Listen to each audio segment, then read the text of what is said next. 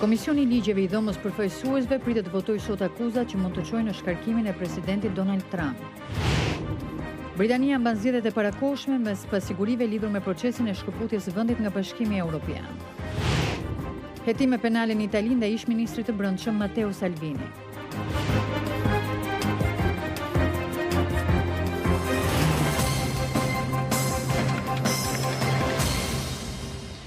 Mirëmbrëma dhe mirë se vini në programin e Zërit të Amerikës Ditari. Unë jam Menada Zaimi. Në këtë emision do të vazhdojmë të flasim lidhur me debatin në Shqipëri mbi atë që njihet si paketa anti-shpifje, ajo bë temë diskutimi dhe në Komisionin e Helsinkit në Washington. Në Kosovë, ndërkohë, zyrtarët e Bashkimit Evropian bën thirrje për përpjekje të vazhdueshme në luftën kundër korrupsionit.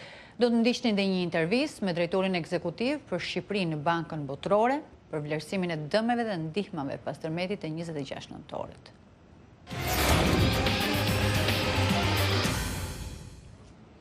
Komisioni i ligjeve i dhomës përfaqësuesve pritet të votojë sot akuzat që mund të çojnë në shkarkimin e presidentit Donald Trump.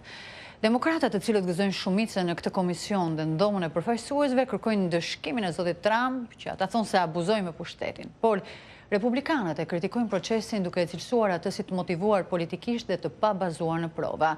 Materiali në vazhdim na sjell detaje rreth këtyre zhvillimeve historike në Washington. Komisioni vazhdoi deri në orët e vona të së mërkurës të debatojë rreth akuzave ndaj presidentit Trump për abuzim me postin. Presidenti akuzohet se i kërkoi një qeverie të huaj që të ndërhyjë në zgjedhjet e 2020-s, si dhe se pengoi Kongresin duke udhëzuar administratën e tij që të injorojë fletëthirrjet që ligjvënësit dërgonin gjatë procesit hetimor. Akuza qendrore, siç u paraqit nga kryetari i komisionit Gerald Nadler, është se presidenti Trump i bëri presion Ukrainës duke pezulluar $391 milion asistencë ushtarake. Ndërkohë, ai kërkoi që zyrtarët Ukrainës të angazhoheshin se do të hetonin ish-nën presidentin amerikan Joe Biden, njëkohësisht edhe rivali më i mundshëm politik i presidentit për zgjedhjet e 2020-s.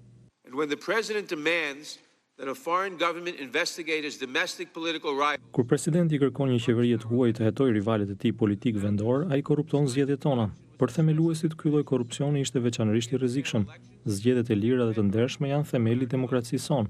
Nëse zgjedhjet tona janë të kalbura, atëherë gjithçka është e kalbur. Udhëheqësi republikan në këtë komision, ligjvënësi Doug Collins, tha se demokratët kanë dashur ta shkarkojnë presidentin Trump që nga momenti kur ai mori detyrën dhe se faktet e mbledhura prej tyre nuk përputhen me akuzat që ata kanë paraqitur. Gënjeshtra e madhe që po dëgjojmë është se rezultati justifikon mjetet e përdorura. Gënjeshtra është se ky proces i rrem është okay, pasi rreziku është shumë real, shumë urgjent dhe shumë i afërt. Gënjeshtra e madhe është se përfitimi politik është i ndershëm dhe justifikuar. Historia ka treguar se kjo nuk është e vërtetë dhe është e rrezikshme. Debati mes ligjvënësve u zhvillua përgjithsisht sipas linjave partijake.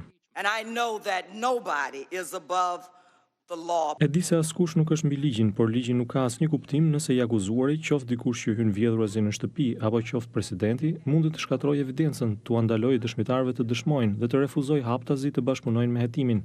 A mundeni të përmendni qoftë edhe një person nga familja juaj apo komuniteti juaj që mund të veprojë kështu?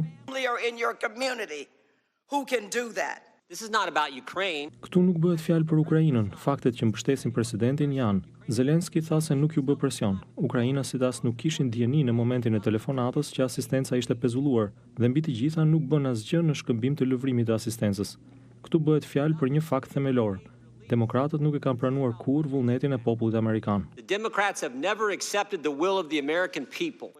Pas miratimit të akuzave nga komisioni, dhoma e përfaqësuesve pritet të votojë javën e ardhshme. Nëse miratohet me votë, çështja do t'i kalojë për një proces gjyqësor Senatit me shumicë republikane.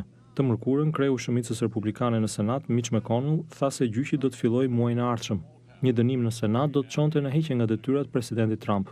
Kjo megjithatë nuk ka gjasa të ndodhë, pasi do të duhej që të paktën 20 senatorë republikan të mbështesnin demokratët për të arritur pragun prej 67 senatorësh nga 100 që ka gjithsej Senati amerikan. Britanikët votuan sot në zgjedhjet e parakohshme të përgjithshme, gjë që mund të japë zgjidhje shkëputjes së vendit nga Bashkimi Evropian. Kryeministri Boris Johnson udhëhoqi një fushat nën sloganin të shkëpusin vendin nga Bashkimi Evropian. Sipas tij, një shumicë parlamentare për partinë e tij konservatore do të jepte mundësinë që të realizonte Brexitin deri më 31 janar. Kundërshtari i tij, udhëheqësi i Partisë Laboriste Jeremy Corbyn, ka thënë se nëse i fiton zgjedhjet, Britania do të zhvillojë një referendum të ri mbi Brexitin. Sipas sondazheve të zhvilluara përpara ditës votimit, partia e zotit Johnson është favorite për të fituar, por gara u ngushtua në ditët e fundit të fushatës. Matteo Salvini, udhëheqësi i Partisë Lidhja e Veriut, një forcë politike e krahut të djathtë në Itali, është për subjekti një hetimi penal të prokurorisë së Romës lidhur me keqpërdorimin e fondeve për fluturime. Hetimi për abuzim të mundshëm me detyrën ka të bëjë me 35 fluturime që zoti Salvini ka zhvilluar kur ishte ministër i brendshëm në qeverinë e mëparshme. Qeveria u shpërbën muajin gusht për shkak të vendimit të zotit Salvini për ta kaluar në opozit partinë e tij. Zoti Salvini ka hedhur poshtë akuzat për shpërdorim detyre. Izraeli do të zhvillojë zgjedhjet e reja më 2 marsin e vitit që vjen, të tretat në radhë në më pak se një vit, pasi kryeministri Benjamin Netanyahu nuk arriti të formojë një koalicion qeverisës. Zgjedhjet e reja do të mbahen në hijen e akuzave për korrupsion që u ngritën muajin e kaluar kundër kryeministrit Netanyahu. Vetë zoti Netanyahu ka akuzuar autoritetet ligjore për përpjekje për një grusht shteti që synojnë sipas tij rrëzimin e tij. Kritikët thonë se zoti Netanyahu po përpiqet të pengojë drejtësinë dhe të portretizojë veten si viktimë të një komploti shtetëror.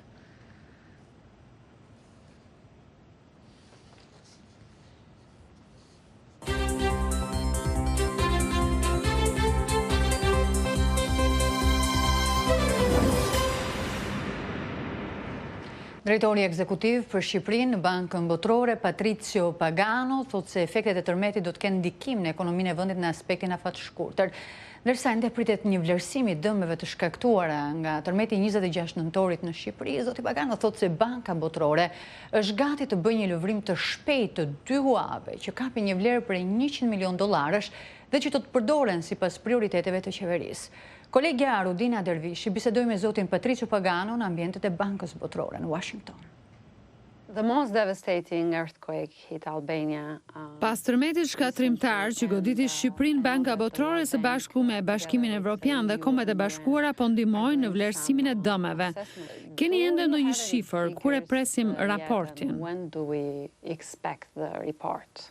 First of all, let me convey my... Së pari më lejoni të shpreh ngushëllimet e mia familjeve të viktimave dhe gjithë atyre që janë ndikuar nga ky tërmet shkatrimtar.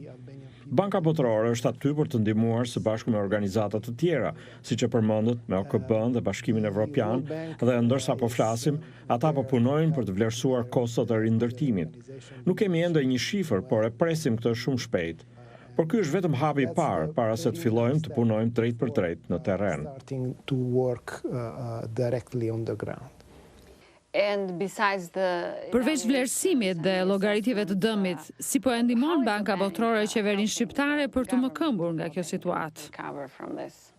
So normally in cases like this, Normalisht në raste si këto, si për shembull uragani i fundit në Barbados apo pak vite më parë tërmeti në Haiti, Banka Botërore dërgon një ekip të përgjigjes së menjëhershme që kontakton qeverinë, së pari siç thamë për të vlerësuar ndikimin nga katastrofa dhe së dyti për ta fokusuar portofolin ekzistues për një përgjigje të shpejtë.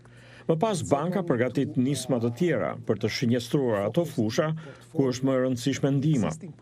Në rastin e Shqipërisë ka një portofol ekzistues projektesh që nuk janë livruar ende e që mund të ripërshtaten për të zgjidhur disa nga problemet. Më e rëndësishmja ka 2 hua të politikave të zhvillimit, një prej të cilave sapo është miratuar nga bordi dhe tjetra është ende duke u përgatitur, që do të jenë gati për të livruar shumë shpejt. Këto hua janë instrumente në mbështetje të buxhetit të qeverisë në përgjithësi dhe vlera e tyre shkon në gati $100 milion. Këto janë fondet më të gatshme që mund të dislokohen sapo të kemi një shifër të vlerësimit të dëmeve dhe në bashkëpunim me qeverinë do të vendosen përparësitë. in collaboration with the government, the priority will be established. Any other specific recommendations in terms Apo jepni ndonjë rekomandim specifik për sa i përket shkurtimit të shpenzimeve, stimujve tatimor apo largimit nga projekte të shtrenjta që ka ndërmarrë qeveria? the government is undertaking? These are government decisions. Këto janë vendime që i takojnë qeverisë shqiptare dhe Banka Botërore nuk ndërhyn në këto vendime. Banka është aty për ta ndihmuar qeverinë në çfarëdo vendimi që merr. Sigurisht që ne kemi një limit të fondeve që mund t'i japim në situata të tilla, por banka nuk jep rekomandime se çfarë duhet bëj konkretisht qeveria. What exactly to do. What are the consequences that this earthquake is going to have on the Albanian economy? Çfarë pasojash do të ketë ky tërmet në ekonominë shqiptare? Dim që borxhi publik është shumë i lartë dhe rritja ekonomike nuk ka qenë e mirë. So normally what happens Zakonisht në situata të tilla, prodhimi i brendshëm bruto për tremujorin kur ndodh ngjarja do të jetë dramatikisht i ulët për arsye të uljes së prodhimit. Pra për vitin 2019, ekonomia do të ketë pasoja nga kjo ngjarje dhe ka të ngjarë që kjo të përçohet edhe në tremujorin e parë të vitit të ardhshëm. Normalisht pas disa tremujorësh fillon rindërtimi dhe ekonomia më këmbet. Në përgjithësi nuk do të parashikoja në një efekt të madh, pasi kjo nuk do të ndikojë ndoshta në tendencën që ka vendi. Unë e shoh këtë ngjarje edhe si një mundësi, pasi me rindërtimin, ndërtesat e reja do të jenë më të qëndrueshme dhe do të ketë një ekonomi më të qëndrueshme në të ardhmen. Është e vështirë të thuash se kur do të ndodhë mëkëmbja, pasi nuk kemi akoma vlerësimin e dëmeve. Dhe Shqipëria nuk është i vetmi vend që vuan pasoja të tilla. Në aspektin afat shkurtër do të ketë pasoja, por nuk pres që ato të jenë aty në aspektin afat gjatë. Nëse rindërtimi bëhet me shpejtësi, ndoshta nuk do të ketë efekte. have a more resilient economy going forward. I know that you guys are... Zyra juaj po bën një fushat për grumbullim fondesh për tërmetin. Nëse mund të na thoni diçka më shumë. Elaborate more about Yes, exactly the day after the event. Po, një ditë pas tërmetit, zyra ime filloi të punojë me sekretariatin e bankës, veçanërisht me komunitetin e punonjësve shqiptar të Bankës Botërore për të grumbulluar fonde për një synim specifik. Po shfrytëzojmë fushatën vjetore të grumbullimit të fondeve që ndodh në këtë kohë të vitit në Bankën Botërore për organizata jo fitimprurse ku mund të kontribuojnë punonjësit tanë. Mendimin e punonjësve shqiptar këtu në bank kemi diskutuar me qeverin përmes Ministrisë së Financave dhe zbuluam disa OJQ që po operojnë në terren. Ne zgjodhëm UNICEF-in që po bën disa projekte specifike për fëmijët e prekur nga tërmeti, të cilët kanë humbur pjesëtar të familjes apo janë të traumatizuar. Pra ne po grumbullojmë fonde në këtë fushat që do të vazhdojë deri më 19 dhjetor dhe komuniteti i punonjësve të bankës është mjaft aktiv, jo vetëm për kontributin vet në këtë fushat, por edhe në ndërgjegjësimin e punonjësve të tjerë për të kontribuar. Fondet e grumbulluara nga kjo fushat do të dyfishohen nga Banka Botërore dhe do t'i kalojnë UNICEF-it për të zbatuar këtë projekt. Be conveyed to UNICEF in order to implement.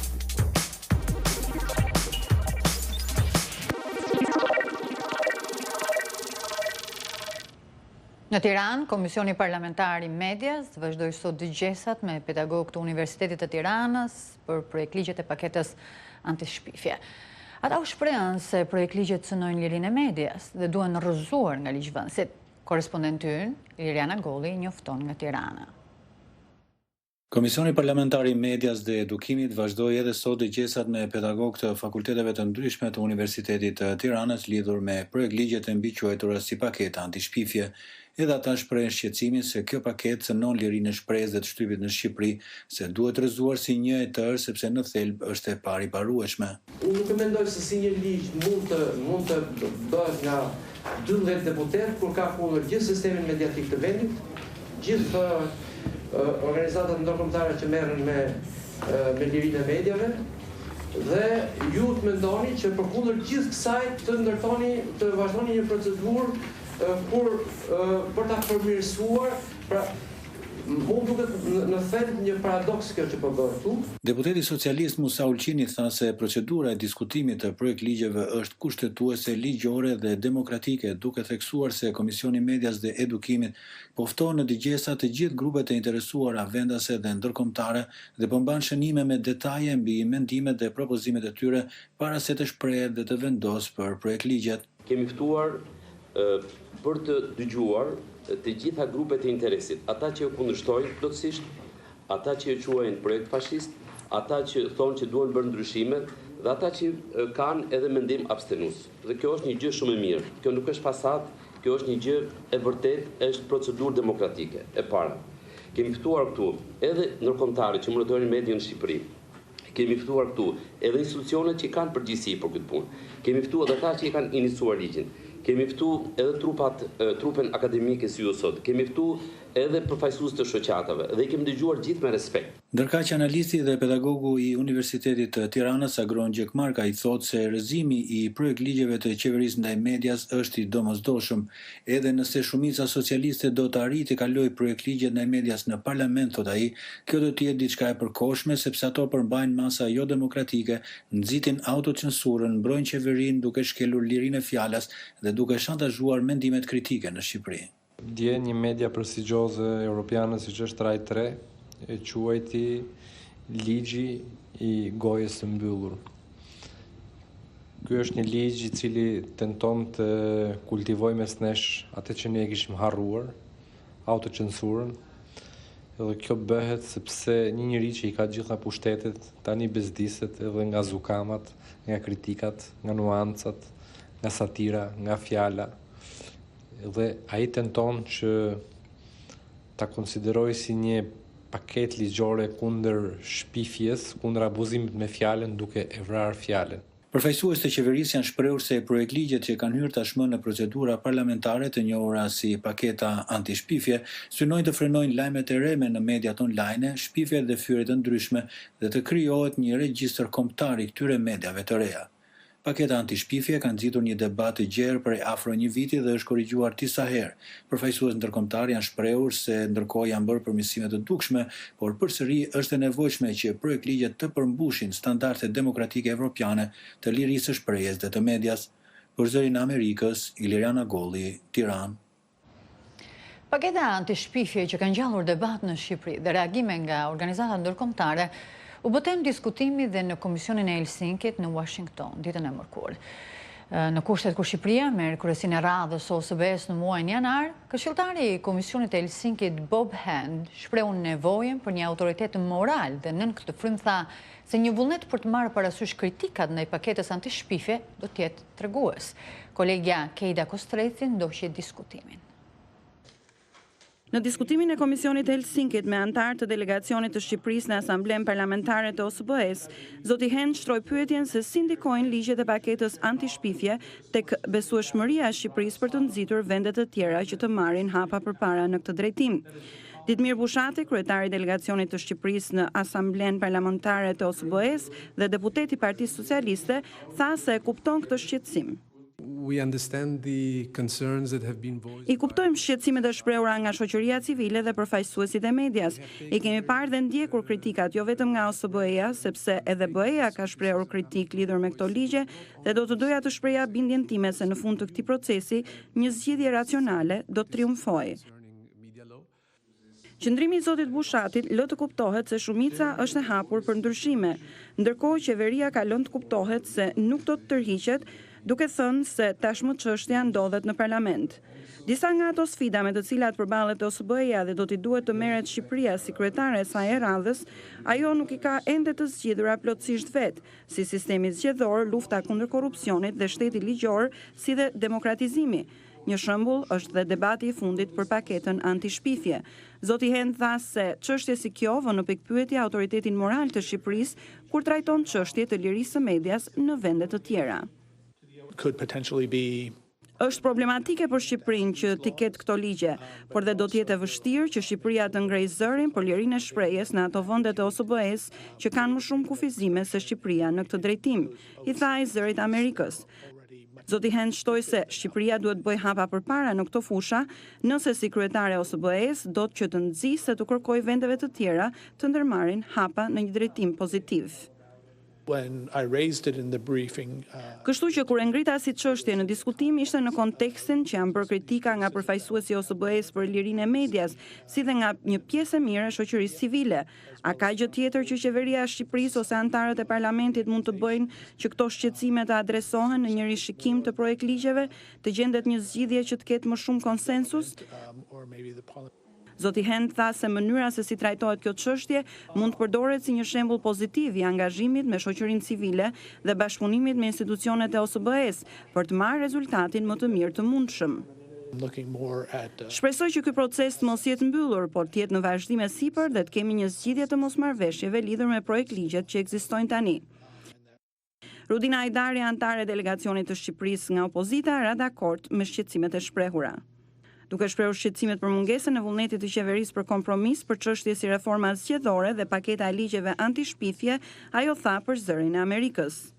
Të tregojmë vendeve të tjera anëtare që ne jemi një partner solid dhe jemi gati për ta marrë këtë sfidë përsipër. Në diskutimin e Komisionit të Helsinkit, anëtarët e delegacionit folën për përparësitë që do të ndjek Tirana në vitin kur mban kryesinë. Zoti Hend solli dhe një perspektivë historike, duke rrëfyer se si në vitin 1991, në një seancë të Komisionit të Helsinkit, shkrimtari Ismail Kadare bëri thirrje që Shtetet e Bashkuara ta mbështesin aplikimin e Shqipërisë për anëtarësim në Konferencën e Sigurisë dhe Bashkëpunimit në Evropë, jo si mbështetje për regjimin, por për t'u dhënë shpresë njerëzve. Ai u drejtua zonjës Hajdari, vajzës së njërit prej protagonistëve të lëvizjes pro demokraci dhe një nga figurat e Partisë Demokratike, Azem Hajdari. Babai juaj ndërhyri menjëherë duke thënë se mbështet plotësisht zotin Kadare dhe se kjo do të ishte një mbështetje e madhe morale për popullin e Shqipërisë që ka vuajtur aq shumë. Zoti Hen sugjeroi se me kryesinë e radhës së Shqipërisë plotësohet një cikël dhe shprehu shpresën që kjo të jetë një nxitje për të çuar përpara procesin e demokracisë dhe tranzicionit deri kur t'i plotësojë të gjitha aspiratat për integrim evropian. Për Zërin e Amerikës, Kejta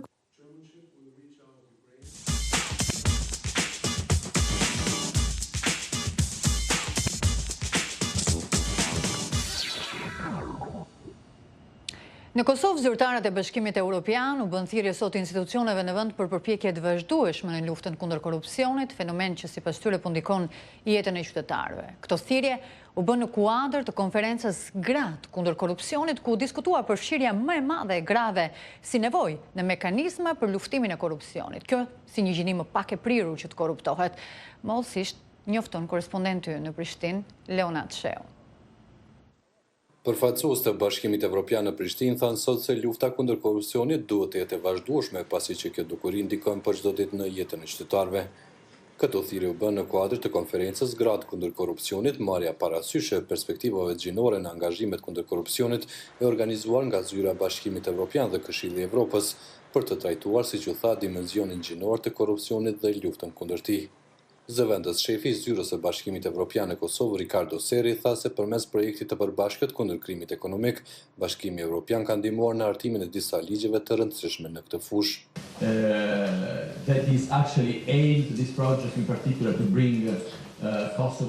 Ky projekt ka për qëllim posaçërisht në afrimin e Kosovës drejt standardeve evropiane dhe standardeve ndërkombëtare në fushën kundër korrupsionit dhe fushën e shpërlarjeve të parave.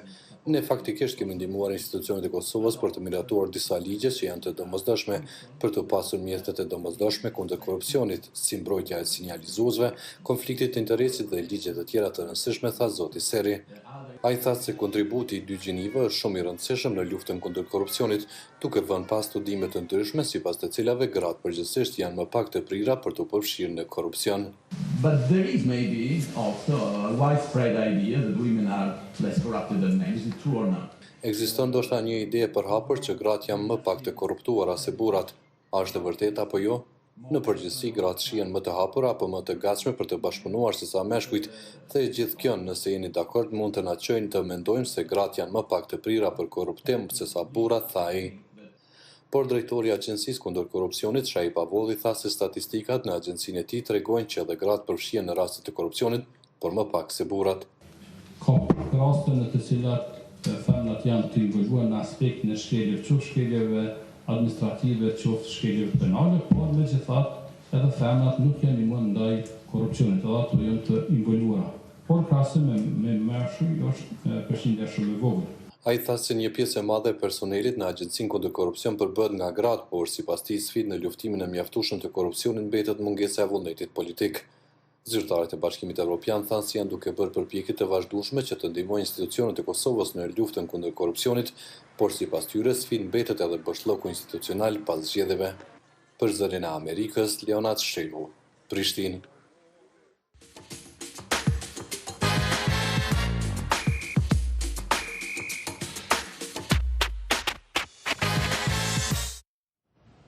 Ambientalist dhe aktivist të ndryshimeve klimatike në mbar botën përshëndetën vendimin e revistës Time për shpalljen e adoleshentes Greta Thunberg, njeriu e vitit 2019. Aktivistja ka tërhequr vëmendjen e botës me thirrjet që u bën politikanëve dhe udhëheqësve të industrisë që të marrin vendime të guximshme me ndryshimet klimatike. 16 vjeçarja nga Suedia praktikon atë që predikon. Muajin e shkuar, Greta Thunberg lundroi në ujërat e ashpra të Oqeanit Atlantik që të përcillte mesazhin se fluturimi me avion i bën dëm mjedisit. Të mërkurën në Madrid në një summit të OKB-s për klimën, ajo akuzoi politikanët dhe pronarët e bizneseve se kanë dështuar të trajtojnë me urgjencë ndryshimet klimatike. Në një urgjencë ndryshohen sjelljet. Nëse një fëmijë ndodhet në mes të një rruge ku makinat ecin me shpejtësi të madhe, nuk mund të rish indiferent, por duhet vrapuar me njëherë për ta shpëtuar. Nëse nuk e shohim kështu, si mundemi ne njerëzit të kuptojmë që po përballemi me një krizë të vërtetë? Thunberg thot se ata që hiqen si kur angazhohen bëjnë më shumë dëm se sa ata që nuk veprojnë. Rreziku i vërtet vjen kur politikanët dhe bizneset japin përshtypjen si kur po bëjnë veprime konkrete, por në fakt gati asgjë nuk bëhet jashtë kalkulimeve dhe marketingut. Mbështetësit e saj thonë se ajo e meritoi shpalljen si njeriu i vitit nga revista Time. Ajo duhet të ketë vëmendje, por jo si njeri i famshëm, sepse nuk është, por është aktiviste shumë e mirë. Greta Thunberg e filloi fushatën e saj në vitin 2018 duke protestuar një herë në javë para parlamentit suedez në vend që të shkonte në shkollë. Shumë shpejt ajo mori vëmendje me fjalimet e guximshme, duke akuzuar njerëzit në pushtet se po rrezikojnë të ardhmen e gjeneratave të reja, duke injoruar shqetësimet shkencore. Ajo është folësja kryesore në pothuajse çdo forum për ndryshimet klimatike, duke përfshirë edhe Kombet e Bashkuara, gjë që ka inspiruar rinin në botë që të bashkohen protestës së saj. Por jo kudo mesazhi i saj gjen mbështetje. Pas fjalimit me emocione në shtator në New York, presidenti Donald Trump tha në Twitter se ajo duket si një vajzë e re e gëzuar, duke ulur seriozitetin e kauzës për të cilën ajo lufton. Presidenti i Brazilit Jair Bolsonaro e quajti atë shejtan pasi ajo dënoi dhunën kundër popujve indigjen të Amazonës. Një i ftuar në një emision të Fox News e quajti Gretën të sëmur mendore, gjë për të cilën më vonë rrjeti televiziv kërkoi ndjes. Djali i madh i presidentit Trump, Donald Jr., kritikoi revistën Time që e shpalli Gretën, njeriu i vitit para protestuesve të Hong Kongut. Disa analistë konservator kritikuan shtypin se po përdor fëmijët që të shmangin analizën kritike dhe debatin mbi klimën.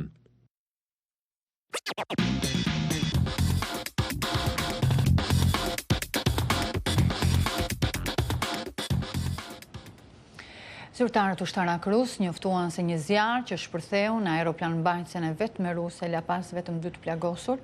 Zyrtarët e flotës veriore të Rusisë thanë se flakët në anijen Admirali Kuznetsov u vënën kontroll të plagosurve u është ofruar trajtim mjekësor.